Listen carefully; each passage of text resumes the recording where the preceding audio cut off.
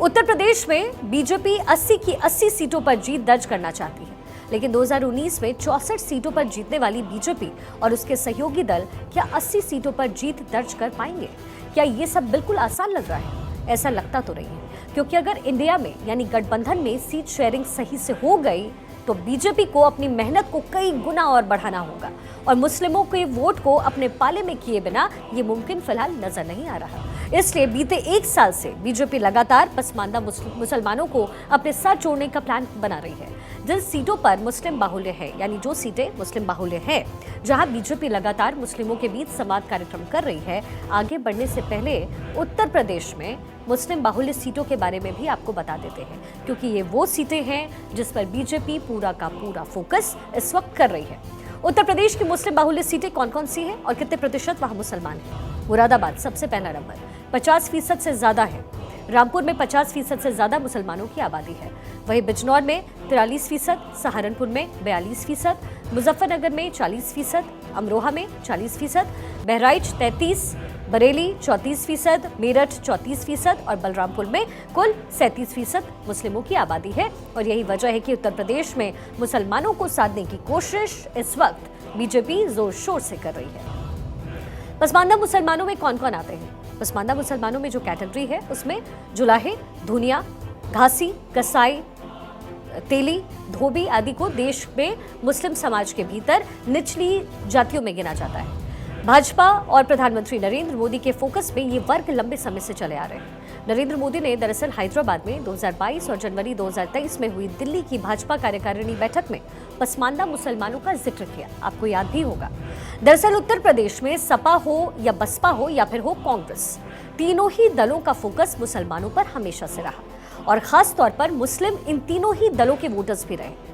अब बीते कुछ चुनाव से ये दिखा है कि मुस्लिम वोट एक तरफा सपा के साथ गया है और उत्तर प्रदेश में मौजूदा वक्त में बीजेपी के लिए सबसे बड़ी मुश्किल सपा ही है। ऐसे में मुसलमानों को अपने पाले में लाने के लिए बीजेपी पसमानदा प्लान पर काम कर रही है और इसके साथ ही बीजेपी ने अब मुसलमानों को अपने साथ लाने के लिए एक और प्लान तैयार किया है। क्या है वो प्लान, वो भी समझाते हैं। दरअसल 12 अक्टूबर को लखनऊ में सूफी संवाद महाअभियान कार्यक्रम किया गया, जिसमें 100 से ज्यादा दरगाहों के 200 सूफी लोग मौजूद रहे। बीजेपी के प्रदेश अध्यक्ष भूपेंद्र सिंह चौधरी भी दरअसल इस कार्यक्रम का हिस्सा उस वक्त रहे। कार्यक्रम में मोदी सरकार की योजनाओं और नीतियों को पूरे देश के मुसलमानों के बीच पहुंचाने पर चर्चा हुई।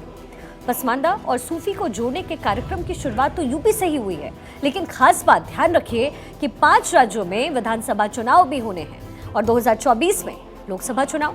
ऐसे में लखनऊ में हुई इस बैठक में बीजेपी अल्पसंख्यक मोर्चा के नेताओं ने एक नारा दिया, ना दूरी है ना खाई है, मोदी हमारा भाई है। यानी मुसलमानों और बीजेपी के बीच की दूरियों को खत्म करने पर बीजेपी पूरी तरीके से इस वक्त काम कर रही है, ग्राउंड लेवल पर काम करती नजर आ रही है। 2024 के वास्ते प्लान सूफी क्या है बीजेपी का और कैसे ये आउटरीच करेगा, ये भी आपको स्ट्रैटेजिकली समझाते हैं। बीजेपी का आउटरीच कार्यक्रम है।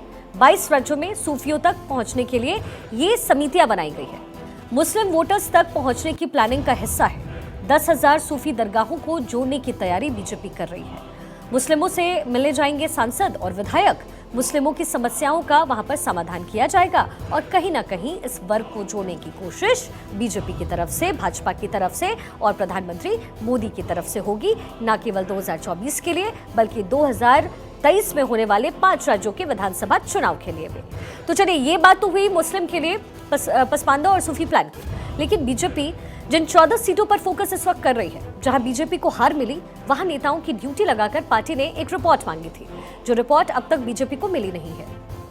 इसे लेकर के बीजेपी आलाकमान नाराज भी बताए जा रहे हैं। भाजपा प्रदेश अध्यक्ष भूपेंद्र चौधरी और संगठन महामंत्री धर्मपाल ने इन लोकसभा में भेजे गए विस्तारकों, लोकसभा प्रभारी और संयोजकों से जवाब तलब किया है और नए सिरे से रिपोर्ट बनाकर देने को कहा गया है। रायबरेली, लालगंज, संभल, मुरादाबाद, मैनपुरी, गाजीपुर, घोसी, श्रावस्ती, अमरोहा, बिजनौर, जौनपुर, नगीना, सहारनपुर और अंबेडकर नगर यानी कुल 14 लोकसभा सीटें ऐसी है जहां बीजेपी को 2024 में भी जीत हासिल करनी है और इसके लिए बीजेपी ने एक बार फिर से 84 विस्तारकों को भेजा है और 22 बिंदुओं पर एक रिपोर्ट तलब किया है।